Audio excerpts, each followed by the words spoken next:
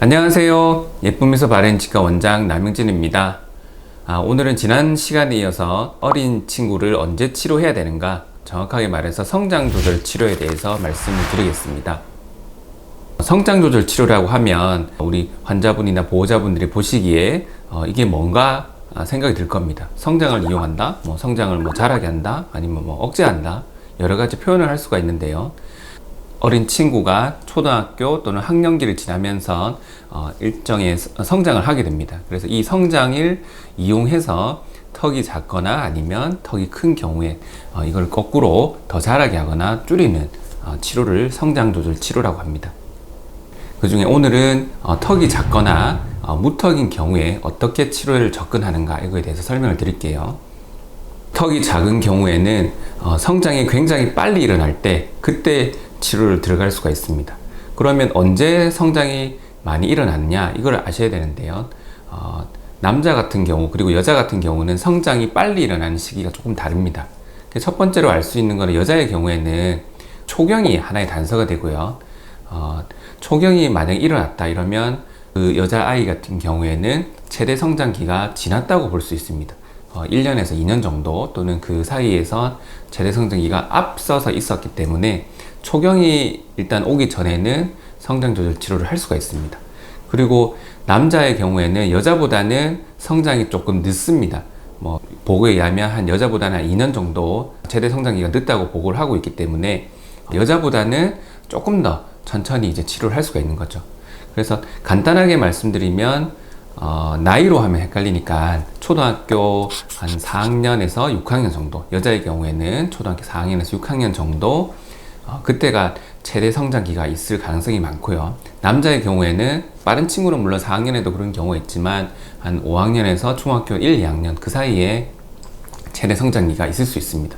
그래서 이 시기를 이용해서 턱이 작은 경우에는 턱을 좀 키워주거나 이런 치료를 시도할 수가 있죠. 막연히 그냥 중학교 1학년에 가서 교정해야 되겠다, 또는 고등학교 졸업하고 해야 되겠다, 이렇게 기다리고 계시다가 성장을 이용할 수 있는 값진 그 시간을 좀 놓쳐버릴 수가 있는 경우가 있거든요. 그래서 초등학교 1학년이나 2학년 그 정도 되면 교정 검사를 한번 생각해 보시는 게 좋겠고, 꾸준하게 한 1년에 한 번씩 성장의 상태를 좀 보면서 우리 아이가 턱이 작은지 아니면 반대로 턱이 크지 않는지를 관찰하시는 게 좋습니다. 턱이 작은 무턱인 경우를 한번 보여드릴게요. 8세, 9세 정도의 여아입니다. 앞니가 많이 튀어나오고 턱이 작다고 주소를 내용을 했습니다. 입안을 보면 윗니가 많이 돌출이 되어 있고요. 그리고 아래치하고 윗니 사이에 굉장히 큰 간격이 좀 있죠. 전반적으로 이제 무턱 증상과 종생 그리고 삐뚤삐뚤한 치아를 갖고 있었습니다. 이 아이를 보면서 영구치가 다 안 나왔고 혼합 치열기라서 나중에까지 기다려야 되는가, 또는 앞니가 많이 튀어나왔을 경우에는 발치를 해서 앞니를 넣는 경우가 있습니다. 그래서 그냥 단순히 기다리기보다는 아직 성장이 굉장히 많이 일어나고 성장 평가를 통해서 최대 성장기 직전에 있는 여아라고 생각이 들었습니다. 그래서 성장 조절을 통해서 아래턱을 조금 더 키워서 작은 턱을 좀 밸런스를 맞추고자 시도를 했죠. 그래서 이 아이 같은 경우는 앞니가 우선 많이 삐뚤했기 때문에 조금 더 아래턱이 더 자랄 수 있게 윗니부터 배열을 간단하게 시작했습니다. 그래서 앞니 배열을 한 4개월에서 5개월 정도 간단하게 시행한 다음에 성장 조절 치료를 통해서 아래턱은 자라게 하고 윗턱은 반대로 좀 억제가 되도록 이제 장치를 썼고요.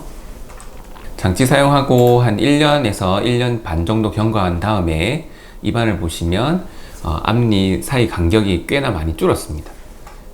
그리고 이제 얼굴을 보시면 처음 왔을 때보다 아래턱이 많이 자라고, 그 다음에 돌출입이 많이 감소가 돼서 무턱 증상이 많이 감소된 걸 보실 수가 있죠. 자, 그 이후에는 앞니 삐뚤한 거 외에 다른 어금니나 이런 부분도 같이 치료해서 발치도 없이 한 1년에서 1년 반 정도 교정치료 끝내고 마무리를 했습니다.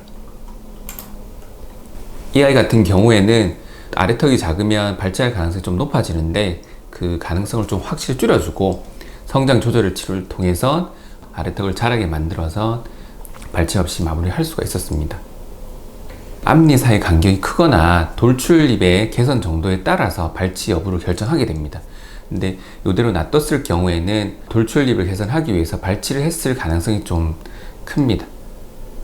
자, 두 번째 경우를 보시면 이 친구도 10세, 11세 정도의 남아로서 이제 앞니가 많이 튀어나와 있었습니다. 흔히 말해서 이제 무턱이 굉장히 심해서 아래쪽 입술이 이렇게 말려 있는 증상을 좀 볼 수가 있죠. 우리 아이가 무턱을 보이고 그럴 경우에 아래쪽 입술을 좀 살펴보시면 정상적인 것보다 훨씬 더 많이 말려서 이렇게 깊숙하게 들어있는 걸 볼 수가 있습니다. 이런 경우에는 성장 조절 치료가 좀 필요할 수가 있죠. 성장 평가를 통해서 이 친구는 한 5학년 정도가 됐었는데 성장 급등기에 거의 긴박했기 때문에 서둘러 성장 조절 치료를 좀 시작했고요.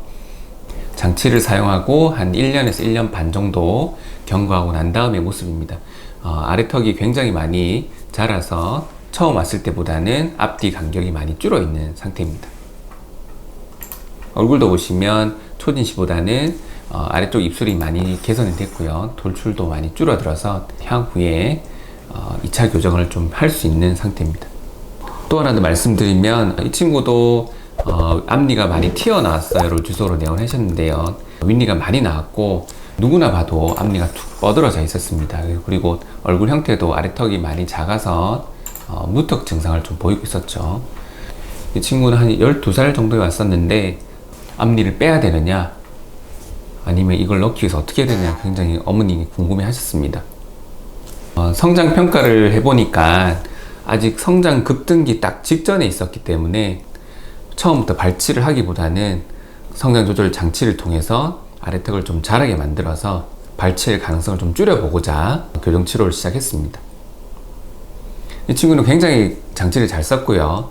한 1년에서 1년 반 정도 뒤에 아래턱이 굉장히 많이 자라서 얼굴 형태도 많이 좋아졌죠. 그리고 누구나 봐도 앞니가 굉장히 많이 뻗어진 게 좀 줄었고요. 위에 치아가 조금 더 들어간 효과가 있겠지만 아래턱이 성장을 잘해서 이 간격이 굉장히 많이 줄었습니다.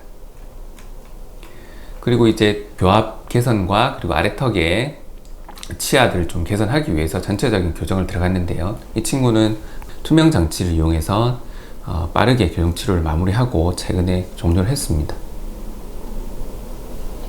성장 조절 치료라는 것은 엄연히 말하면 교정 치료입니다. 흔히 생각하시는 장치를 붙이거나 또는 투명 교정 장치를 이용해서 치아를 바르게 하는 그런 교정 치료하고 조금 다르지만 치아를 하나하나 펴는 치료는 아닙니다. 즉 성장이 굉장히 많이 일어날 때 턱을 더 자라게 만들어서 그 부조화를 좀 줄여주는 치료라고 보시면 돼요. 그래서 약간은 1차적인 예비 치료라고 보시면 되고 이후에 치아가 삐뚤한 거 그런 부분은 2차적인 교정 치료를 통해서 개선을 해줘야 됩니다. 턱이 작은 경우에는 교정 치료를 두 번째 2차 교정을 하기 위해서는 바로 이어서 하는 걸 추천을 드리고요. 왜냐하면 턱이 자라서 교합이 굉장히 많이 바뀌게 되죠. 그 상태에 맞춰서 교합을 맞춰줄 필요가 있기 때문에 보통은 이제 한 1차 교정 치료 끝나고 난 다음에 한 6개월 정도 사이에 2차 교정을 더 연이어서 가게 됩니다. 보통 이때는 보면 모든 이제 영구치가 다 빠져 있는 상태가 되죠. 즉 아래턱이 작은 무턱의 치료의 경우에는 혼합치열기, 정확하게 말해서는 후기 혼합치열기, 즉 초등학교 한 고학년 정도의 치료를 시작해서 영구치가 다 나오고 난 다음에 2차 교정을 이어서 가는 경우가 많습니다. 그래서 오늘 말씀드린 것에서 간단히 요약해보면 성장 조절 치료라는 것은 성장이 굉장히 많이 일어나는 급등기 전에 시작을 해야 됩니다. 여아이 되는 경우에는 초등학교 4학년에서 6학년 정도, 그리고 남아이 같은 경우에는 5학년에서 중학교 1, 2학년 그 정도에서 성장 조절 치료를 해야 되는지를 꼭 살펴보셔야 됩니다. 네, 오늘 여기까지 턱이 작은 무턱의 경우에 성장 조절 치료에 대해서 말씀드렸고 다음에는 다른 경우에 또 성장 조절 치료를 언제 해야 되는가 또는 어떻게 치료하는가에 대해서 말씀드리겠습니다. 오늘 영상이 괜찮고 도움이 되셨다면 구독과 좋아요를 눌러주시고요. 감사합니다. 안녕.